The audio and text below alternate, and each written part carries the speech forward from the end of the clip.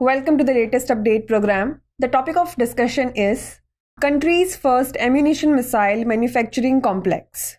Recently, Army Chief General Manoj Pande and Uttar Pradesh Chief inaugurated two facilities for manufacturing ammunition and missiles in Kanpur, Uttar Pradesh.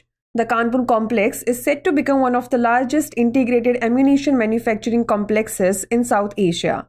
The unveiling, coinciding with the 5th anniversary of the Balakot airstrike, underscores the nation's commitment to bolstering its defense capabilities. Let us now talk about the Kanpur Complex. The facility, spread across 500 hectares, will begin its production of arms, ammunition, rockets and artillery shells in March. It will produce high-quality small, medium and large caliber ammunition for the armed forces. The facility has started rolling out small caliber ammunition, starting with 150 million rounds estimated at 25% of India's annual requirement. 32 variants of ammunition across 12 categories were earmarked for production in the initial phase.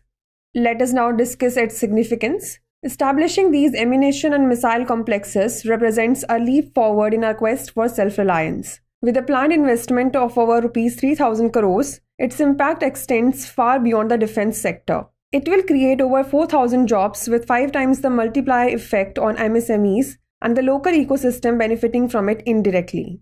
Now's the time to test your knowledge. The question is, which of the following is associated with the Balakot airstrikes?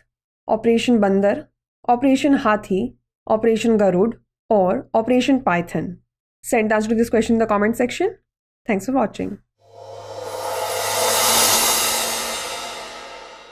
For more informative content, like, share and subscribe, and do not forget to press the bell icon to get the notifications.